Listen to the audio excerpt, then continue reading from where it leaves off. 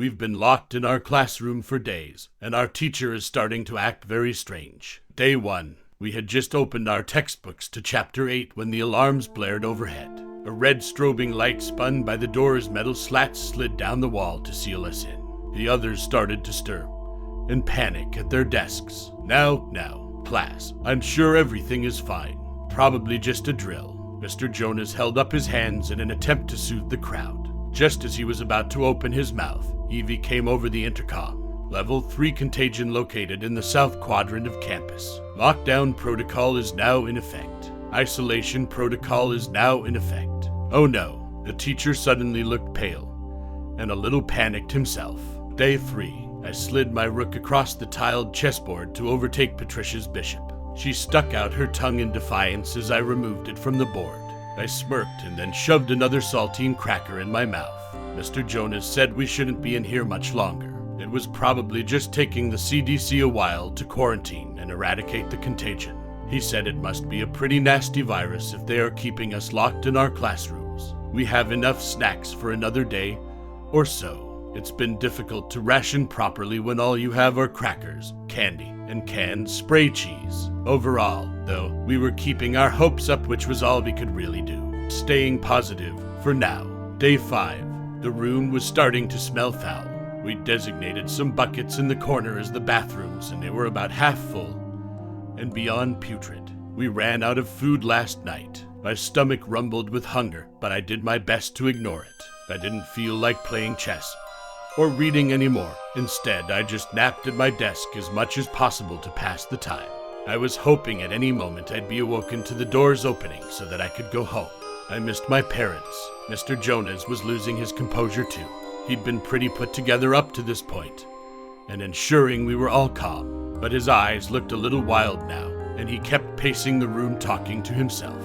A few times I heard him cursing under his breath, and then reciting prayers. I really hope we get out of here soon. Day 8. Bang, bang, bang. A pounding sound coming from the other side of the classroom pulled me from my dreams. Bang, bang, bang. I stayed still to appear asleep, but cracked my eyes just enough to watch as the biology teacher smashed a chair against the steel door over and over again. Bang, bang, bang. He was really losing it. Let us out of here, Mr. Jonas screamed as he tossed the chair to the side. I cannot do that, sir. A level 3 contagion has been detected. I have sealed off the affected area, but you must stay isolated for your safety. The robotic voice hummed over the speakers. He screeched profanities at the camera in the corner of the ceiling. Some of the other boys were becoming aggressive as well. There had been some fights the last couple of mornings. Also, some hands going where they shouldn't be going, back behind the fake plants and lab equipment. It seemed as if we were slowly devolving, becoming an enclosure of chimpanzees, like one you'd see at the zoo but only hungrier. We needed out, or something terrible was going to happen. Day 10. We'd been on a diet of tap water for the past 5 days. I felt dizzy every time I stood from my desk. The room would spin and I'd almost black out. I kept my footing by sheer force of willpower. I had this irrational fear that if I passed out, I'd be eaten by my classmates like a pack of hyenas on a gazelle, feasting on my intestines as they spilled across the tiled floor. It sounded crazy if I said it out loud, but when I looked around the room and saw all the hungry faces, I didn't think the idea was too far-fetched after all. Mr. Jonas hasn't said a word in over 12 hours. He's just been sitting at his desk, carving something into the surface of it with an X-Acto knife. For the first time today, I had the thought that maybe we weren't going to make it out of this. Maybe we were all going to die in this classroom. I hung my head and cried. Day 13. Mr. Jonas. Mr. Jonas, stop. Micah cried. Don't you see? We have to do this. We need food. It's survival 101. When the pack is suffering and food is scarce, they turn on their weakest member. It's simple biology. Survival of the fittest. Mr. Jonas had his hands around Trevor's neck, squeezing so hard that the boy's eyes were about to pop from his skull. Trevor struggled beneath him, but he was frail and terribly small for his age. Micah grabbed a large beaker from the table and lifted it high over his head. Mr. Jonas, stop now. Don't make me do this. But the teacher was long gone. His eyes gleamed with delight as drool dripped down his chin from salivating at the thought of a meal. I jumped to my feet as Micah brought the beaker down as hard as he could onto Mr. Jonah's head. It shattered to pieces on impact, knocking the teacher out cold. I helped Micah push him off Trevor. The poor kid was wheezing and gasping for air as tears streamed down his face. "You're all right. It's okay. You're all right." Micah patted the kid on the back, trying to calm him as he wailed. Suddenly there was a scream like a war cry, and Mr. Jonas was airborne. He leaped across a desk and plowed into Micah. They both went sprawling across the tile. Micah resisted him, but Mr. Jonas ended up on top and began dropping his elbows viciously on Micah's face, causing blood to spew from his nose and mouth. Static filled my mind. I didn't think. I only reacted. I reached down and picked up a hunk of glass from the broken beaker, grabbed Mr. Jonas' shaggy hair, and pulled it back to extend his neck. I pulled the glass through the meat of his throat as hard as I could. I'd never seen so much blood before.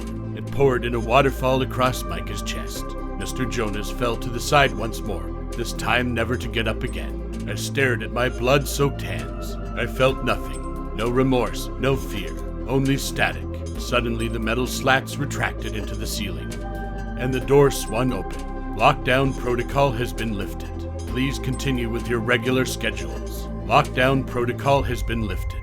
Her cheery robotic voice seemed so distant and out of place now.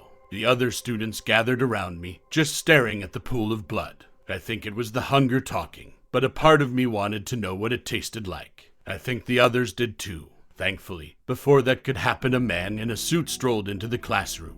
"Hello, class." His perfect teeth gleamed under the LEDs. Before we could say anything, a team of adults in overalls poured into the room.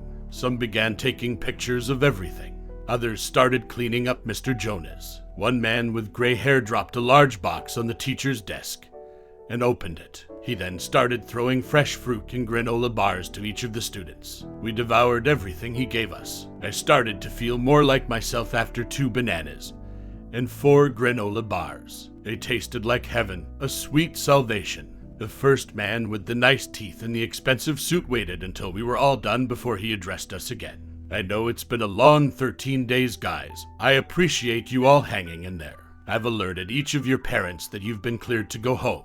The classroom erupted in cheers as we all hugged each other. Even Micah, covered in gore, danced around excitedly. "You'll all be able to go home soon, but first I just need to do a little debrief with each of you before you go. I'm going to set up in the counselor's office, and Mr. Moses here is going to bring you down one by one to give your account on what happened here during isolation." We all nodded our heads in agreement. Anything to get out of here. Mr. Moses, the man with the gray hair, and the snacks took us down one by one, and we spilled our guts to the man with the nice teeth. When I gave my story on what it was like, I still felt numb. Even when describing how I'd killed Mr. Jonas, I just felt nothing. It wasn't until I'd gotten home that evening that I'd broken down and wept. Once I was in my mother's arms, I cried and cried until I couldn't anymore. Then I ate more food than I ever had. I shoveled pasta down my throat until I thought my stomach would burst. It was a good feeling, to be full, to be human again. Years later, while I was at university, a whistleblower had leaked that what we'd endured at the school was a government cover-up for a top-secret experiment. There had been no virus, no contagion. It began as an experiment to test the artificial intelligence system they had at the school. But then it morphed into a social experiment to see how long we would last before someone was murdered or severely harmed, to test the boundaries of civility and moral character under immense pressure, just in case there was a real issue with the code and the AI. And this scenario became a reality elsewhere. When I'd killed Mr. Jonas, it had ended the experiment. The news had made me sick to my stomach. I was angry and disgusted for weeks. I was okay with it now, though. You see, Trevor may have been small, the weakest member of the Pride perhaps, but he was also a genius. With his hacking expertise, we were able to locate Mr. Nice Teeth and Mr. Moses. It's been 6 days so far, and every time they scream and hit the door with a chair, I just can't help but smile. It's a little experiment a few of us are conducting. It'll end when someone is murdered or severely injured. Maybe.